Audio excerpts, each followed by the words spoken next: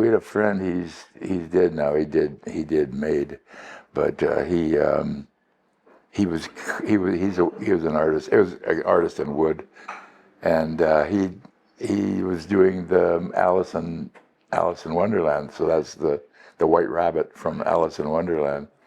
And the first time I saw it, I was living in a big house in Kitsilano, in Kerrisdale, and somebody rang the doorbell in the back. So I went back and I opened the door. It was at night, but the light was on, and there was nobody there except this rabbit.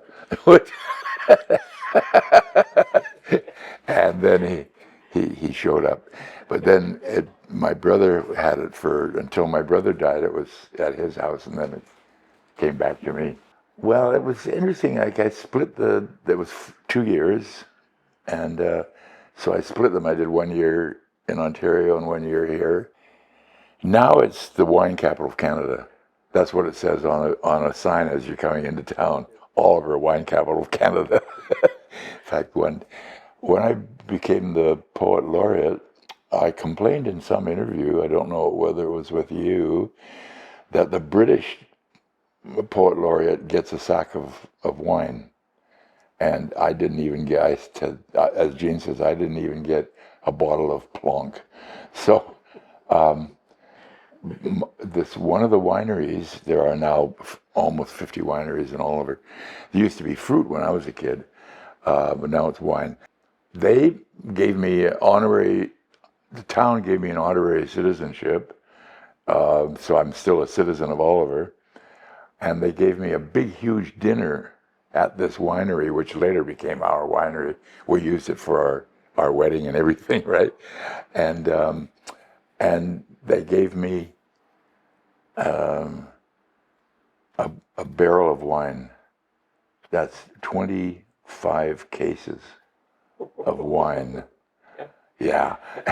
And they said, what do you want us to do with all these 24 cases of wine? And I said, I would like you to ship them to Ontario, to wine country, because that's where we were living in Port Colborne, wine country. So, so whenever we invited people for dinner for the next year, we said, don't bother bringing any wine, we got it. And so they made the wine, the bottles had somebody did my face on the bottles of the wine and portion of a poem. And so Oliver comes to, then we shipped it back when we came to Vancouver to live. We shipped what was left, because Jean was handing out bottles to everybody, right? And we wound up without any. And then just, a couple of weeks ago, somebody came up with a bottle and gave it to us. So we've still got we've still got one bottle of the wine with my poem on it. And I call it a publication. Wouldn't you call it a publication? And it became when we got married at the Sylvia Hotel, that was the wine. So there were many, many bottles. In the olden days, the Sylvia used to be, when I was a young man, where the the visiting professional sports teams, i.e. baseball, hockey, football, they would all stay at the Sylvia, the sports teams, yeah.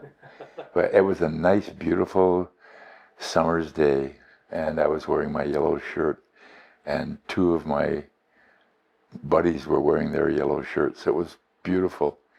A lot of people wear suits and ties and stuff like that. It's silly. It's silly. Oliver is nice.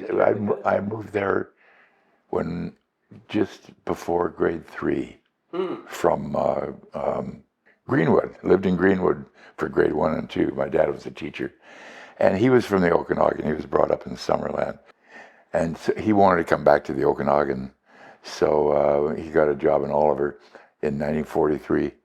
That would be like years and years and years before you were born, right? And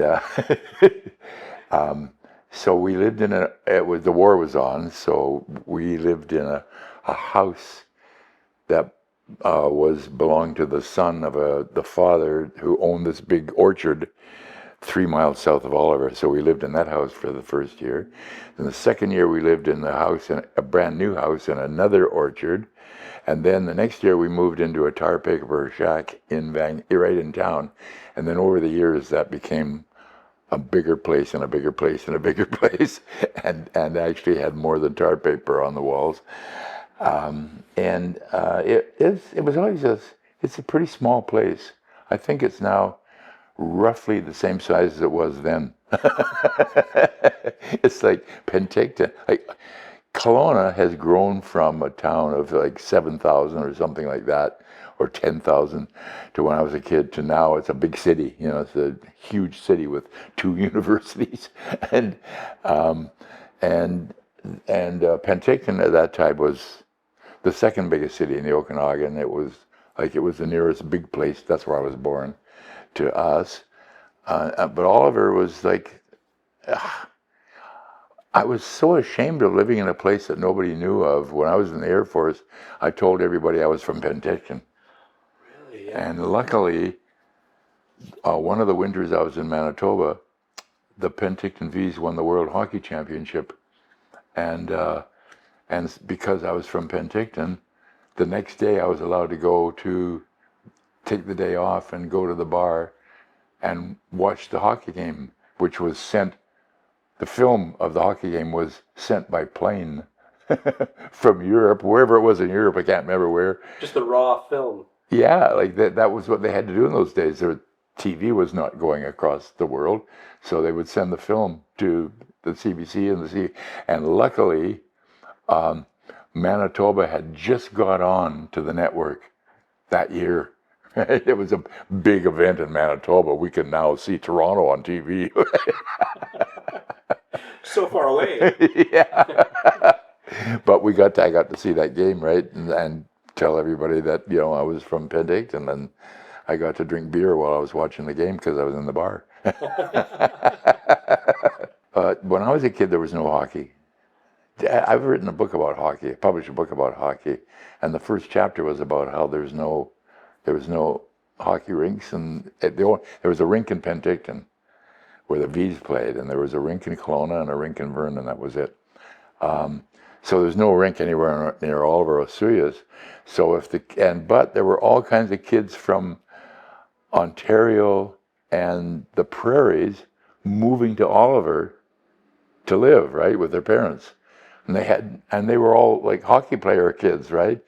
So what they had to do was hike up in the mountains with some shovels. There's a pond up there with weeds growing up out of it, but they would shovel all the snow. They spend the first half of the day shoveling the snow off the pond and then play hockey up there. But it was wintertime, right? So it would get dark at 4. So they had to come back down off the mountain and then go back up the next day to play more hockey. That was hockey in Oliver. So I never learned how to play hockey. Okay. And I could skate. I learned how to skate when I was a kid in Greenwood. But I never had my own skates. I wound up wearing my dad's skates. I wound up wearing my dad's skates and my dad's spikes. And his feet were smaller than mine. So I always had 2 tight shoes. God, it was awful. I never thought about, hey, some parents buy their kids spikes. Oh, and then my mom caught me sharpening my spikes one time. I said, well, Ty Cobb sharpened his spikes. She would say something like, if Ty Cobb jumped in front of a train, would you jump in front of a train? No. My mom was a hillbilly. She was from the hills above Peachland, but her father was a hillbilly from Arkansas, and her mother was a Mennonite from Oregon. So she was she reflected both of those things. Her mother died when she was less than 1 year old, so she never knew her. And her stepmother was mean to her, like in the traditional way, right? But she was a hillbilly, and she was still a hillbilly in the Okanagan because she was like living on a farm. I mean, my father would go over to visit her in the hills above Peachland, and there would be her brothers sitting on a fence cleaning their rifles. Can you imagine? Which was complicated because he was a teacher in the school. I didn't think I was good enough to make the junior baseball team when I was a kid. But then one year, when I was just reaching, like it was before Little League and all that stuff, there was a thing called junior baseball. And I think it was the lowest you could be was 12 years old, and the oldest you could be was 16 or something like that.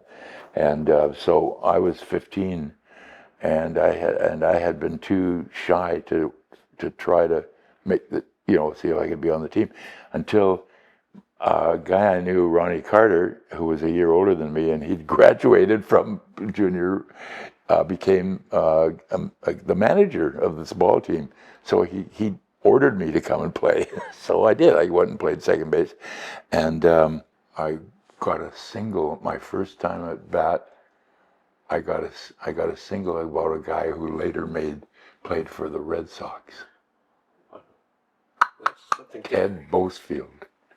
Gene always says I turned what looked like a double into a single. My daughter's worse than that. She would come to our games and she would say that I run like a sewing machine straight up and down. So we said we wanted to start a ball league, and it was artists, right? It was poets and painters and other ne'er-do-wells.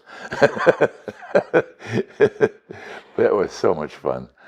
But imagine getting to play. I quit when I was 65 because I could no longer get the ball out of the infield. We're making contact here. Yeah, I made contact, but I would just hit a grounder. Just hit a grounder to the pitcher or a grounder to the shortstop. That's all I could hit.